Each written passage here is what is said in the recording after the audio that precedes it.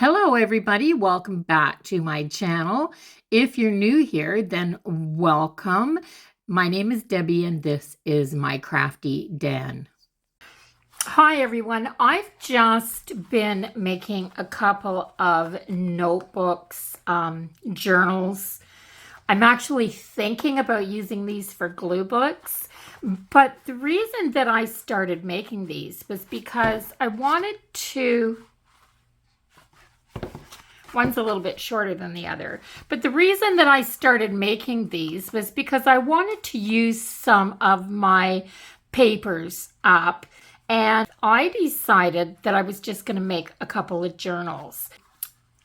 Actually, these are inserts that you can slide into the elastic of a traveler's notebook. This is just a standard sized one. I'm using my paper to do this, so I thought I would just make these. This is the size of them. So these are 5 by 9 inches. And I'm going to show you how I'm making them. So let's just set those ones over there. First of all, I have this paper pad.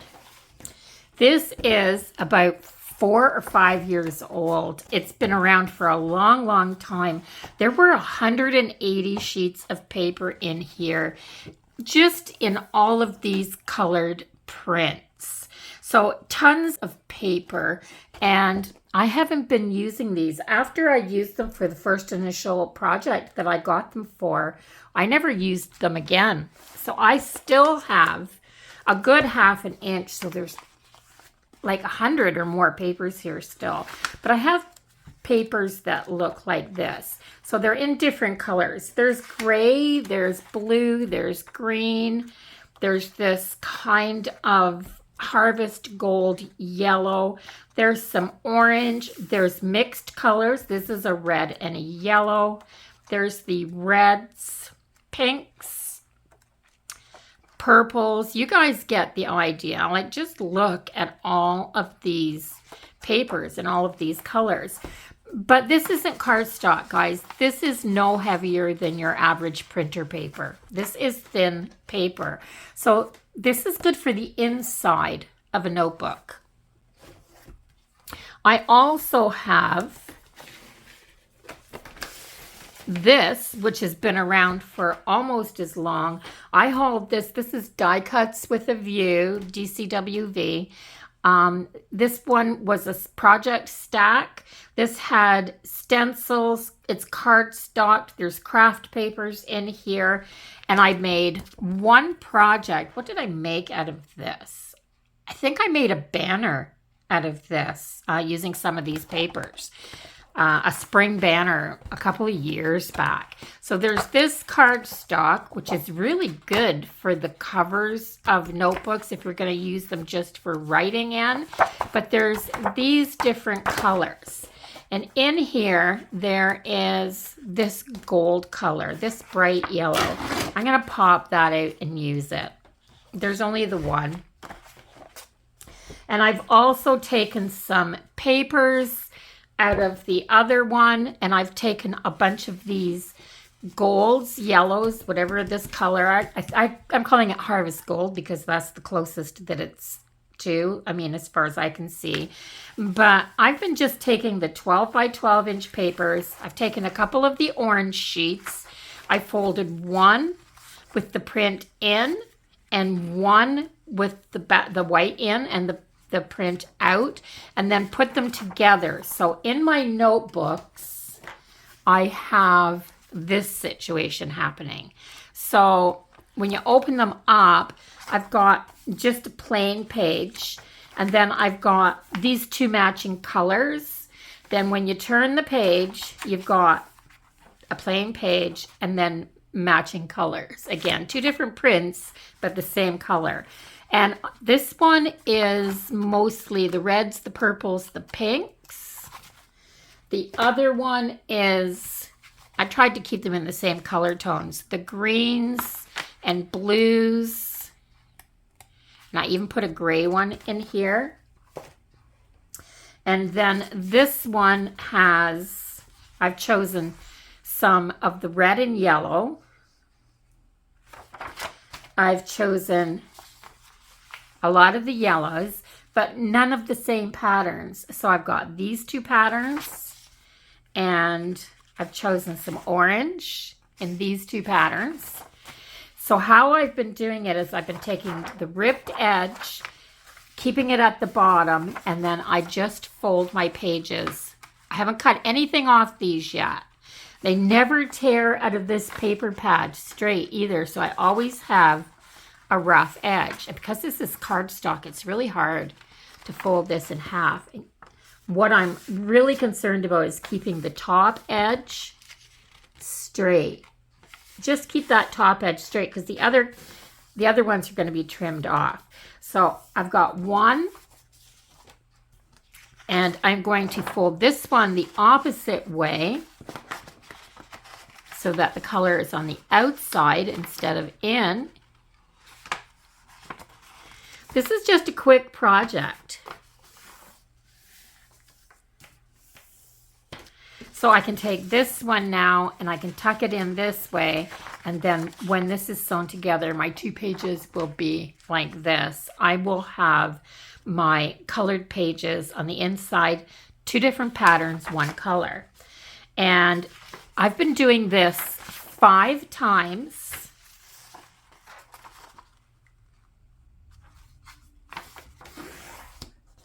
So just get that top edge straight. I'm just making sure that my ripped edge is at the bottom because I'm going to cut that off.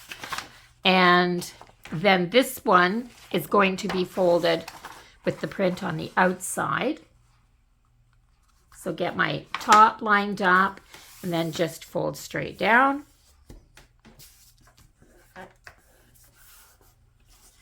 And then I'm going to tuck this one inside here. And I'm making 1, 2, 3, 4, and 5. So I've got 5 sets of these. And I've been taking one page, just one page. This was going to be on the outside of something else. I'm going to flip it over so that it's the right way. And I'm going to make sure that it's folded so that this is on the inside. So then to put these together, this is what I've been doing.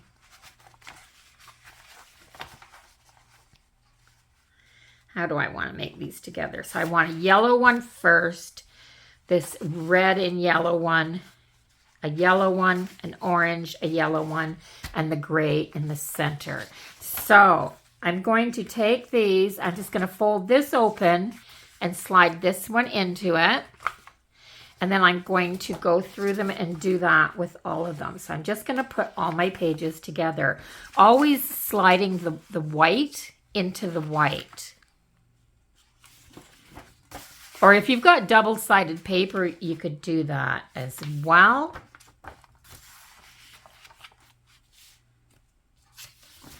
There, so I have all of my pages together.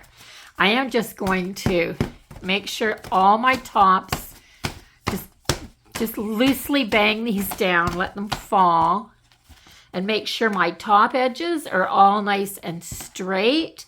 And I'm going to take the center fold and I'm going to pinch that in as tight as I can get it. Now I'm going to sew these, but I'm going to sew them with the cover on. So the first thing that I have to do is take this off.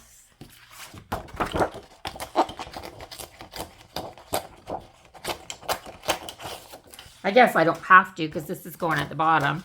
But I'm going to fold this. This heavier cardstock is going to be my cover.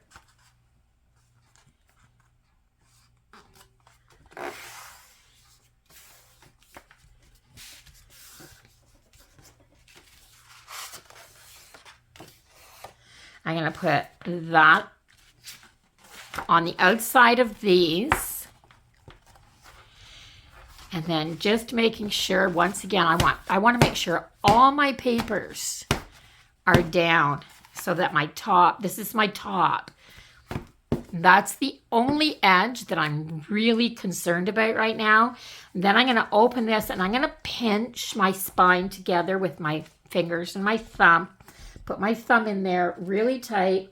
And I am going to grab, this is what I use. I don't know what everybody else will use. I just grab a little phone book. My phone book's not very big. A larger phone book would be easier because this would make a better center. But a phone book works really great for this. And I'm going to take some clips. I've got this. I just got some big clips. Whatever's handy, whatever you got. I got this clip. I'm going to put that on there. And I'm going to hold these together. And I'm going to insert the spine of my book into the middle of the phone book. So just like this, it's in the phone book. Now I'm going to take my awl. That's A-W-L. It's just this really good pointy tool. I just bought this new one off of Temu because my other one was so old that the point on my awl was actually rounded. That's how long it'd been. It was a really old one that I'd been using. I mean, probably vintage. I'm going to take my ruler because I'm going to trim this across the bottom at 9 inches. So I'm going to take my ruler. I'm going to take, I got some flare pans here. It doesn't matter because you're not going to see this when you're done. And 1/2 of 9 is 4.5. You don't have to measure this if you don't want to. And then I'm going to come in 1.5 inches from the top and 1.5 inches from the bottom. So at 1.5 inches, at 4.5 inches, and at 7.5 inches, I make a dot. And that's just if you want your binding to be evenly spaced. It doesn't really matter. So with this, I don't need that anymore. So with this, in the middle of my phone book, I'm going to take my awl and I am going to puncture right down through here and give it a good little twist. Make sure I'm going through all of my papers. The same with this. Make sure you're going all the way through, and then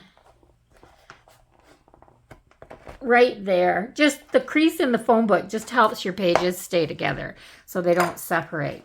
Okay, now I've got my 3 holes because I'm going to do a 3-hole stitch.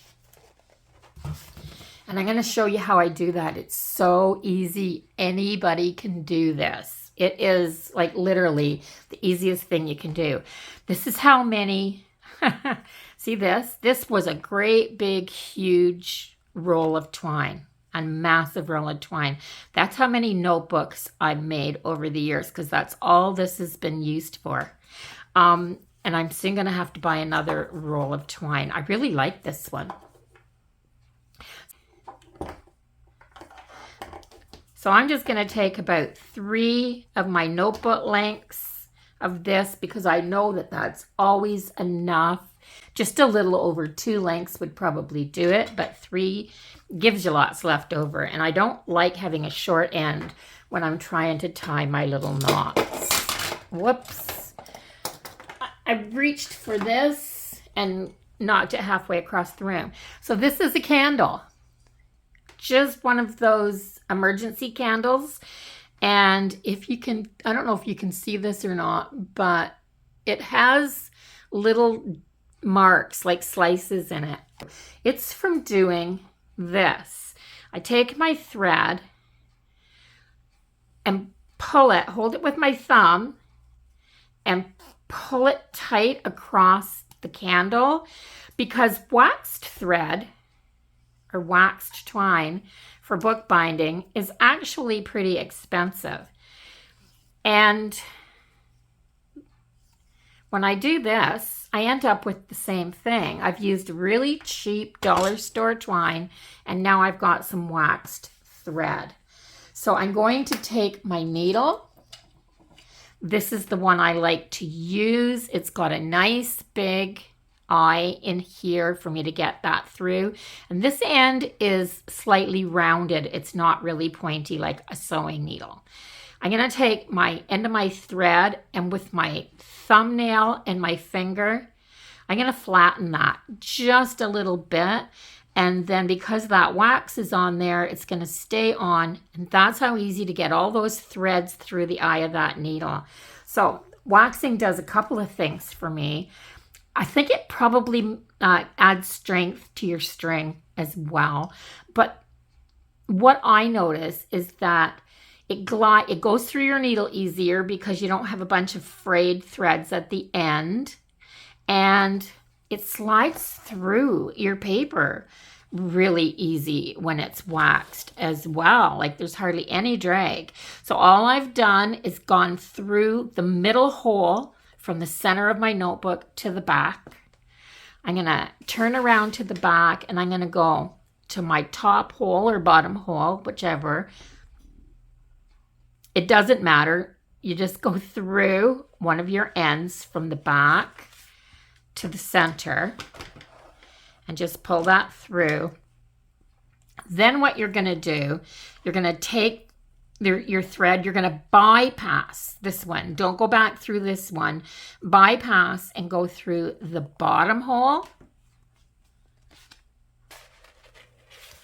And then you're going to come at the back.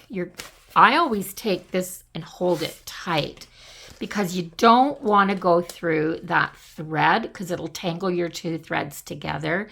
So if you hold that nice and tight there, you can go back through this hole really easy and pull this out on this side.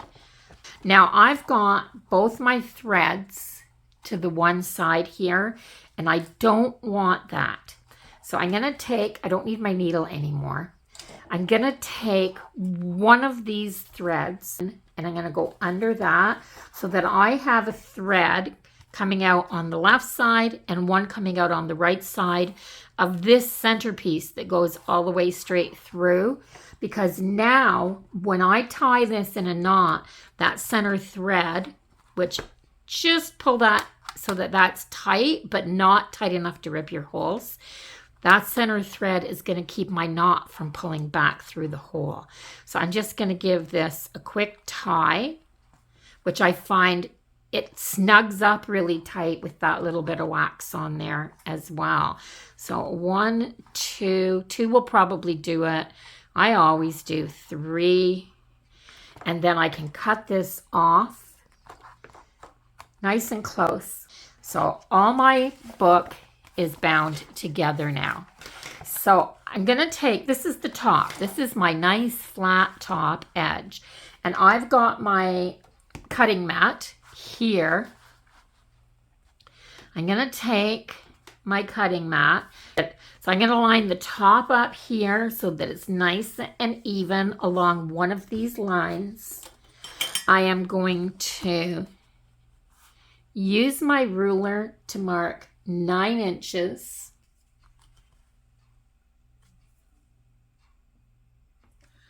Just like that. I just need one because I need to stand up to do this. So I'm going to take my ruler, and this is the 9-inch mark right there. So if I put my ruler on that line,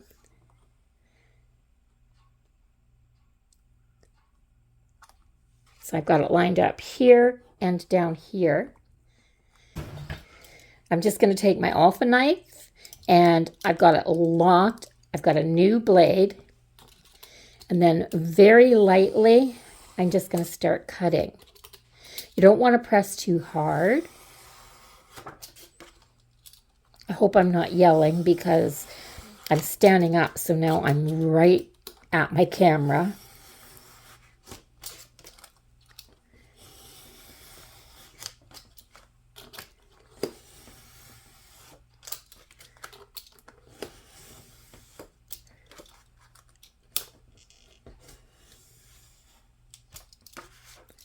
Whoops.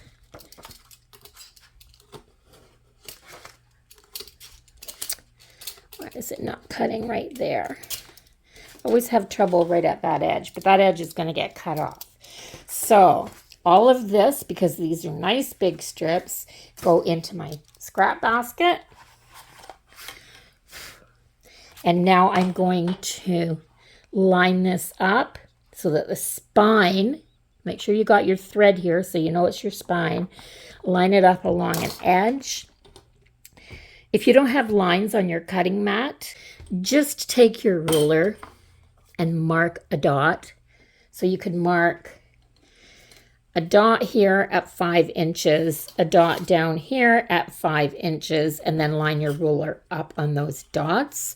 But I'm going to line my ruler up on this line right here. And I am going to do the same thing. Nice.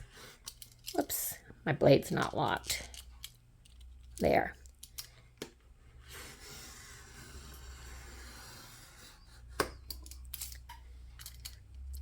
Don't press hard because that's what makes you go crooked.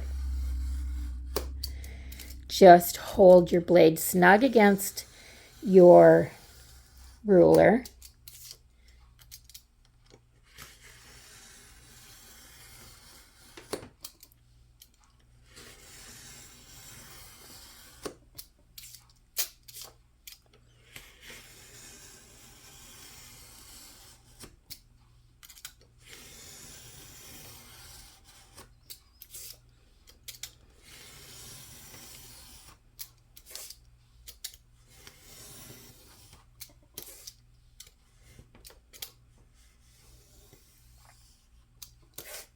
There.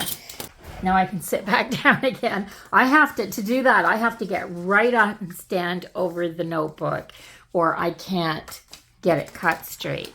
So I recommend that you work right straight down on. So I have another notebook. So I've made 3 of these. And this one is in these pretty yellows. It's like that soft red, this orange. But it's a faded orange. It's not really bright. Really pretty colors. So there are 44 pages. So for every piece of paper that you put in here, you get 4 pages because you get this, and then you go back here to the other side of that page and you get that and that. So you've got 4 pages for each page. You put 5 bundles of 2, that's 10 pages, and the one in the center is 11, so you've got 44. I'm doing the math, guys. That's simple math, but yeah, you've got 44 pages in here. So I'm not sure if I'm going to do it yet. I may use these for a little bit of art journaling in the year coming up. I may make a big cover so that I can put all 3 of my inserts in. I've got the neutral, the yellow, the neutral, and this blue one. So I've made 3 of these journals. I may make a couple more because I haven't been using this paper for anything. And it seems like such a waste. So I may take and make a bunch of these, and then I'll have them to do maybe some art journaling, maybe some glue booking. These would make great glue books. So I don't know what I'm going to use them for yet. I just think that I'm more apt to use them as notebooks as that stack of paper that I've been hanging on to for 5 years. So if you're like me and you've got scrapbooking papers that you haven't used in a while, get those babies out and do something with them. Don't let them sit there forever. If these sit here much longer, I won't have to use any ink on the edges because they'll be vintage. So anyway, I hope you enjoyed this little tutorial on how I make my notebooks. And if you did, please give it a thumbs up. Let YouTube know that you're watching. Let me know where you're watching from, guys. And if you haven't subscribed to my channel yet, I would love if you did that before you left so you can come back and be part of my YouTube family. I'll see everybody in the next video. Until then, bye-bye for now, everyone. Have a wonderful day.